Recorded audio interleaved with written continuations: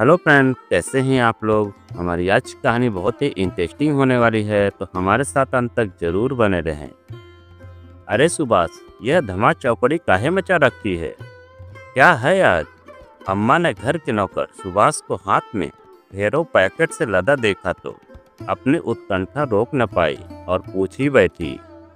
सुबह से हो हल्ला मचा है, हर कोई व्यस्त ही नजर आ रहा है। मालती भी सुबह से रसोई में ही है, जाने क्या पकवान पका रही है आज। रोज तो अब तक मालती पति अनुराग के साथ ऑफिस के लिए निकल चुकी होती है, आज वह भी ऑफिस नहीं गई। 11 वर्षीय सचिन भी आज इधर नहीं आया, वरना उसी से पूछती कि आज क्या खास है। बड़ी मुश्किल से यह सुभाष पकड़ में आया है। आपको नहीं पता अम्मा जी, आज मालकिन ने पार्टी रखी है। मालकिन यानी मालती जी ने। मालकिन बोलता है मालती को, अम्मा जी बुदबुदाने लगी। तभी सामने से ड्राइवर सेवकराम हाथ में फलों की टोकरी लिए निकला, तो अम्मा ने फिर पूछा, इतने सारे फल, क्या फलाहार की दावत दी है तुम्हारी मालकिन ने? सेवकराम क्या जवाब दे, वह वहीं ठिठक गया। तभी अंदर से सुभाष जो पैकेट रखाया था ने आकर सेवकराम के हाथों से फलों का टोकरा ले लिया। अरे तुम यहीं खड़े हो भैया, जाओ जाकर बाकी सामान ले आओ, बहुत सारे काम करने हैं अभी। अम्मा टुकुर टुकुर देखती रहीं, आखिर हो क्या रहा है, कोई कुछ बताना ही नहीं चाहता। जानने की उत्कंठा ज्यादा हो गई थी। शायद इस उम्र में सब कुछ जान लेने की इच्छा ज्यादा जोर मारती है। मन में आया कि दलान में जाकर स्वयं देखा है, लेकिन फिर सोचा अभी ठाकुर जी का भोग लगाना बाकी है। दलान तक गई और कहीं पर्दा छू गया तो फिर से नहाना पड़ जाएगा। कच्चा मकान का बहुत छुआछूत मानती हैं अम्मा। वह भी क्या करें, जब ब्याह कर आई तो सास पक्की छुआछूत मानने वाली। पति ने स्पष्ट कह दिया था कि अम्मा का धर्म तुम्हें ही निभाना है, तो उनके ढले में खुद भी ढल गई। अम्मा इस घर की सबसे बड़ी सदस्य हैं। उम्र 75 वर्ष, पति का साथ छूटे 20 वर्ष हो चुके हैं। 5 वर्ष बाद बहू को एक बेटा हुआ है, सचिन।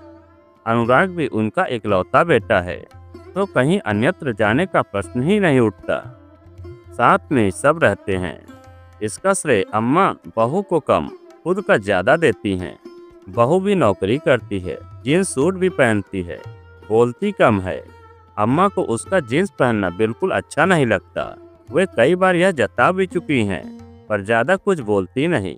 उसे जैसे रहना है रहती है। उनका छुआछूत का धर्म भी निभा रही है। कभी कोई बात बेटे से कहती है, शिकायत के तौर पर तो वह स्पष्ट बोल देता है, क्या अम्मा अब तुम्हारी उम्र है प्रपंच करने की, जो जैसा चल रहा है चलने दो, तुम बस राम राम करो। अरे वाह, राम राम कहने का ठेका क्या सिर्फ बूढ़ों ने ले रखा है? बाकी तो सारे लोग नए रंग में रंग चुके हैं। यह बात अलग है कि जब यह डबडबाती है तो बहू कुछ नहीं कहती है। उम्र हो गई है, इसीलिए चिड़चिड़ी स्वभाव की हो गई होंगी, यही सोचकर मालती चुप्पी साधे रहती है और अम्मा इसे अपने जीत समझकर शांत हो जाती हैं। अब पूरे घर में शांति हो गई है। अम्मा की उत्सुकता बढ़ गई। कुछ विशेष है, पर क्या यह उन्हें कौन बताए? बूढ़ी माँ का अस्तित्व ही क्या है घर में। तभी उधर सचिन आया, तो अम्मा ने उसे पकड़कर अपने पास खींच लिया। क्यों रे, आज यह क्या चहल पहल काहे की है? लो दादी, तुम्हें पता ही नहीं, आज मम्मी पापा की वेडिंग एनिवर्सरी है ना। वेडिंग एनिवर्सरी, यह क्या होता है? अम्मा बुदबुदाई। दादी तुम भी बस, कहता हूँ मुझसे अंग्रेजी पढ़ना शुरू कर दो। अरे भाई, आज के दिन मम्मी पापा की शादी हुई थी ना, सचिन ने उन्हें समझाया। ओह सालगिरह, तो यूं बोलना। अच्छा, तो आज घर पर बहुत लोग आएंगे? हाँ दादी, आएंगे और तोहफे भी लाएंगे। अच्छा दादी, तुम बताओ, माँ की सालगिरह पर तुम उन्हें क्या दे रही हो? अम्मा का गला सूख गया। उपहार पर क्या दे, यह तो कभी जाना ही नहीं। इसके पहले सीधी सादी जिंदगी थी उनकी। इसके पहले बेटे बहू ने भी इतने धूमधाम से सालगिरह नहीं मनाई, वरना पहले से कुछ सोचती भी। उनके समय में तो जन्मदिन हो या शादी की सालगिरह, सत्यनारायण भगवान की कथा हो जाती थी। पैसा तोहफा कुछ न मिलता था, हाँ आशीर्वाद जरूर मिलता था सबका। जब पूजा के बाद हल्के घूंघट में वह सबके पैर छूती थी। चौका और पूजा घर बिल्कुल सटा हुआ है। पुश्तैनी मकान है उनका। बेटे बहू की नौकरी भी एक ही शहर में है। साथ रहने का यह एक कारण भी है। अभी दोपहर का खाना नहीं बना, वरना बहू बुलाती। तभी एक थाली में पूरी तरकारी और दही लिए बहू आ गई। अम्मा आज काम ज़्यादा था सो रोटी नहीं बन पाई, पक्का ही बना है, खा लीजिए। उन्होंने संतोष की सांस ली। कुछ भी हो बहू ध्यान तो रखती है। एक बार मन में आया बहू के सिर पर हाथ रखकर अखंड सौभाग्यवती का आशीर्वाद दे दें, पर फिर अहम आड़े आ गया। मुझे क्या मालूम आज क्या है, बहू बताए तब तो जानूं। कोई 5 बजे अनुराग आया। पूजा घर में बाहर से ही झांक कर उसने कहा, अम्मा सो गई क्या?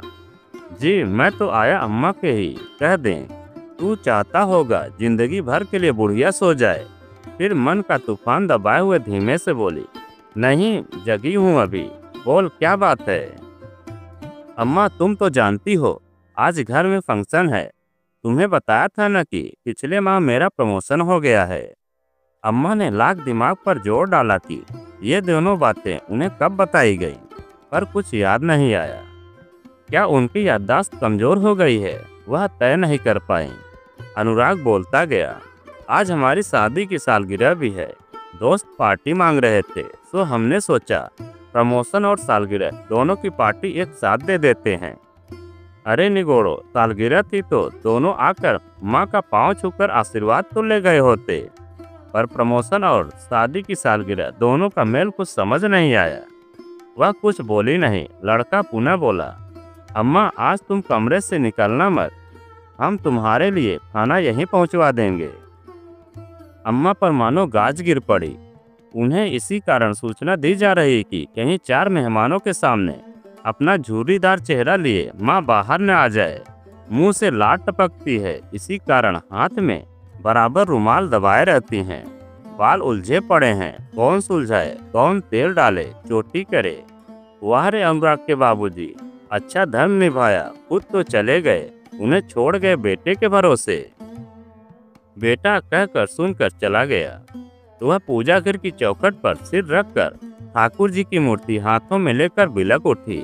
बेटे का बचपन का चेहरा कई रूपों में सामने नाच उठा। बहती नाक या टट्टी पेशाब से सने बालक को माँ स्नेह से अपने आंचल में समेट लेती है, उन्हें साफ करती है। आज माँ का बुढ़ापा चेहरा बेटे पर इतना भारी हो गया, रुलाई का वेग रुक नहीं रहा था। वह वहीं पड़ी रही, ठाकुर जी को मुट्ठी में दाबे। तभी उन्हें अपने कंधे पर एक मुलायम किंतु सुखद स्पर्श का एहसास हुआ। अम्मा कौन? सिर उठाकर देखा, बहू मालती थी। कुछ घाव देना बाकी था क्या, जो यह भी आ गई? डबडबाई आंखों से उन्होंने बहू की तरफ देखा। अम्मा आज मैं आपके पास सुबह नहीं आ पाई। आपने पूजा नहीं की थी न, तब तक यह साड़ी लाई हूँ आपके लिए। शाम को सभी लोग आएंगे, आप यही साड़ी पहनिएगा, पसंद है ना आपको? अम्मा ने साड़ी पर हाथ फेरा। रेशमी मुलायम सफेद रंग की साड़ी पर कत्थई बॉर्डर। पर मैं क्यों अम्मा, हमारी सालगिरह या बेटे के प्रमोशन की दावत पर आप नहीं चलेंगी? आपके ही आशीर्वाद से तो इन्होंने तरक्की की है। आप तैयार होइए, लाइए मैं पहले आपके बाल सुलझा कर चोटी कर दूं। बहू के हाथ बालों पर फिसलते रहे और अम्मा रोती रही। जाने क्यों आज रुलाई रुकी नहीं रही थी। कम बोलने वाली बहू अपने अंदर में इतनी ममता समेटे हुए है।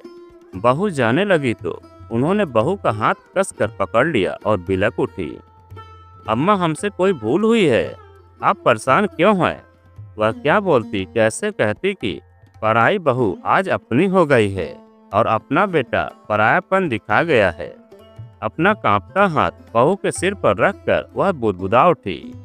अखंड सौभाग्यवती भव, सदा सुखी रह बेटी। और उनकी आंखों से अश्रुधारा बह निकली। तो दोस्तों यह कहानी आपको कैसी लगी कमेंट में लिखकर हमें जरूर बताएं।